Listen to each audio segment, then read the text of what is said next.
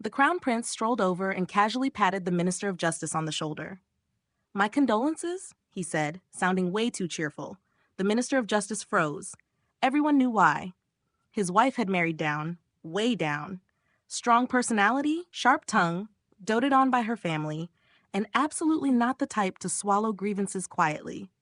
If she decided to do something, the Minister of Justice's only option was to endure. Shu Yanmiao flipped through the reports, eyes sparkling. Oh, his thoughts practically sparkled in the air. So she didn't just go to Yulong Temple herself. She recommended it to her friends, who recommended it to their friends, and then those friends told their friends. He nearly burst out laughing. So that's how the temple got famous. Several ministers suddenly went pale. Wait, my wife's friend is friends with her friend, who's friends with... Shu Yanmiao stopped, then suddenly slapped the paper. Yulong Temple, ha! Yulong, Jade Dragon, ha! Cough! The emperor choked violently on his tea. No, I don't want to understand. I refuse to understand. The court exploded. This is outrageous. Disgraceful. Shut it down immediately. Ministers with happy marriages nodded angrily. Ministers with cold marriages turned green. Ministers who knew they were the problem began sweating like they'd been summoned by the underworld. And the Minister of Justice? He was surrounded. Son-in-law, don't worry, his father-in-law said warmly. No matter what she does outside, you're still family. Yes, another relative added, women are playful by nature. The Minister of Justice screamed internally. Then why don't your wives go play? But aloud, he bowed stiffly. Indeed, my wife is still young. Ah! Everyone flinched. Shu Yanmiao? No, it was the Marquise of Jian. The emperor muttered, finally, someone's gone mad. Jian Marquise pointed furiously at a beautiful woman. You vile monk, your filthy deeds are known to his majesty. Your temple will be shut down. The woman said nothing. Then the abbot arrived. Handsome, broad-shouldered, perfect posture. The court went silent. Shu Yanmiao didn't even try to hide it. Wow, that physique. No wonder he's in business. Professional, extremely professional. Traitor. Noble women leaned forward. Some looked offended. Why did no one tell us about this place? The abbot stepped forward calmly, then, seeing the Marquise's 8 sons in backup, took several careful steps backward. Your Grace, he said politely, straightening his chest. Our monks are merely handsome, talented, fit, empathetic, and good listeners. That is all. The noble women nodded subconsciously. Shu Yanmiao added helpfully, he's not wrong. Many ladies just want someone to listen, or lend a shoulder. Several ministers clutched their chests. Just talking doesn't count. Who exactly is involved? The Marquis of Jian snapped. Beat them, Chaos erupted. Bodyguards clashed. The Marquis's sons hesitated. Shu Yanmiao blinked. Why aren't they helping? Oh, he's not their real father. The sons' eyes widened. They immediately charged to protect their mother. The Crown Prince leaned forward excitedly. Why aren't the main people fighting? Hiding behind guards now? The Emperor coughed loudly. Look, monkey steals the peach, the Crown Prince shouted. The Emperor nearly died coughing. Shu Yanmiao lit up. Where? The Emperor glared, accepted melon seeds anyway, and started critiquing. Terrible form. In my day. Meanwhile, the Marquis roared, Big brother, help me. His brother replied coldly, I'm your brother, not an idiot. Shu Yanmiao nodded. Oh, that explains it. Jian Marquise once tried to seduce his brother's wife. Everyone leaned in. Details. Then Shu Yanmiao froze. Wait, the Princess of Qinghe is a regular at Yulong Temple? Jisui went pale. The Crown Prince nearly choked. The Emperor's soul left his body. No, this must be a misunderstanding. She even requested performances. Shu Yanmiao continued brightly. Jisui stepped forward urgently. Shu Yanmiao. The Emperor almost cried. What a devoted son-in-law. Then, oh, Shu Yanmiao gasped. They've never shared a bed, not once. Silence. Never. Shared. A bed. Jisui felt murder in the air. The Emperor snapped internally. You forced my daughter into this?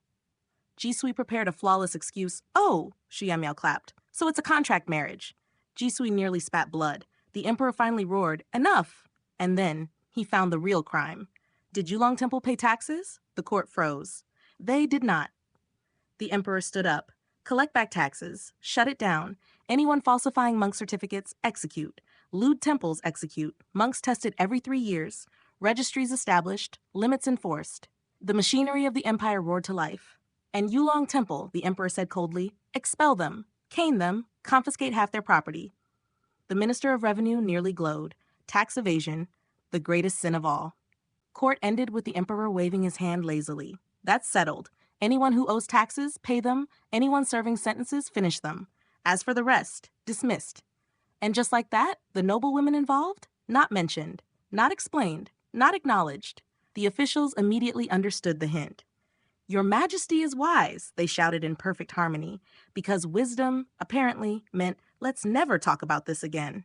The emperor, however, was clearly not done being angry. Qinghe, Jisui, Wuying Hall, now. Princess Qinghe walked in nervously, fingers twisting together. Jisui followed calmly, like a man heading toward a cliff he'd already measured. The emperor slammed the table. What in the heavens is going on with you two? Qinghe, especially you. She stiffened. And that so-called prime minister, what kind of nonsense is this? You're a grown woman. Then suddenly the emperor froze. Don't tell me, he said slowly, eyes widening, you have improper feelings for Doqing? The hall shook. Princess Qinghe nearly sprained her neck, snapping her head up. Father, Prime Minister Do is 77. But the emperor looked even more convinced. Exactly, 77. And you're doing role-playing nonsense? Father, please stop thinking. She took a deep breath. Fine, I'll tell you everything. Turns out the marriage was a contract. I didn't want to marry. You wouldn't let me stay unmarried. Jisui didn't mind if we lived separate lives, so we married. Oh, the emperor nodded, then frowned. Then what about my granddaughter? His gaze sharpened instantly on Jisui. She's not from your ex-wife, is she? Princess Qinghe exploded. What nonsense! I carried her myself. 10 months. You were away at war, not blind. She nearly cried, explaining how the child was lost as an infant, how Jisui searched for 30 years, how everyone knew this. The emperor hesitated. But people say you two never shared a bed. Princess Qinghe went silent. We did. At first, I got pregnant. Jisui proposed. Jisui stared straight ahead, choosing death over explanation. The emperor blinked. Jisui? Wasn't he bothered by dirt? Princess Qinghe leaned against Jisui shyly. Love conquers all. The emperor. Indeed. Then why haven't you? Jisui cut in firmly, eyes closed. After losing my daughter, I became incapable. Oh? The emperor relaxed. So the child is mine, and the problem is just you. He immediately felt guilty, rewarded Qinghe with treasures, favors, promises, everything. Fine, contract marriage approved. Outside the palace, Qinghe glanced sideways. Be careful. Jisui bowed. Thank you. Mutual benefit, she said, climbing into her carriage. Jisui lifted the curtain. I'll transfer to a remote post soon. Once I rescue Chier, I'll host a banquet. Please don't attend. She nodded. The carriage rolled away. Jisui turned back. The emperor blinked. Why are you back? Your Majesty, Jisui said calmly. Do you remember lessons for women? Oh, the emperor snapped his fingers. Right, the author is still locked up. Jisui smiled faintly. That's fine, but I must tell you something. Elsewhere, Shu Yanmiao nearly dropped everything. The crown grandson is being released? Princess Xiangyang grinned smugly.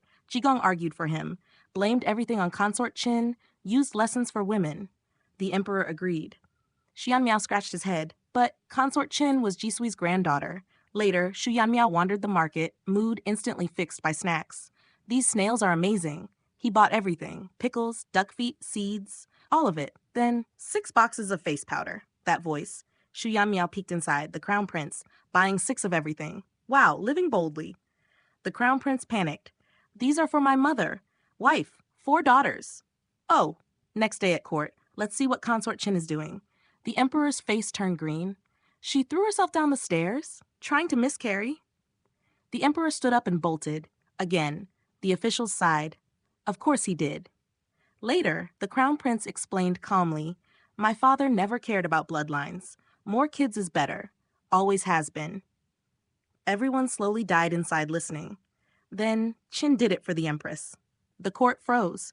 She didn't want to tarnish the empress's reputation. Prime Minister Du nearly collapsed. Finally, if she knew what the crown grandson said in prison, she'd jump into a lake. What did he say? If I'd known, I would have rebelled and fled with her. Silence, utter. Silence. The emperor laughed coldly. Summon the crown prince. Then, Su Yanmiao thought aloud. Wait, the crown grandson isn't even the crown princess's son? Boom, the court exploded. The emperor covered his face. I shouldn't have summoned him. Meanwhile, Jisui heard one final thought. Jigong's missing daughter had a daughter, and that daughter is Consort Chin. Jisui staggered. Who? He collapsed. A herald screamed, Consort Chin will be executed at noon. Jisui mounted a horse like a man possessed. At the execution grounds, the emperor waited grimly. The blade rose. Stop! Jisui threw himself forward, clutching the woman. My child, I'm your grandfather. The emperor nearly died on the spot.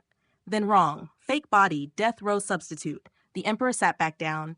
Shu Yanmiao, you little menace. And somewhere, Shu Yanmiao sneezed, completely unaware.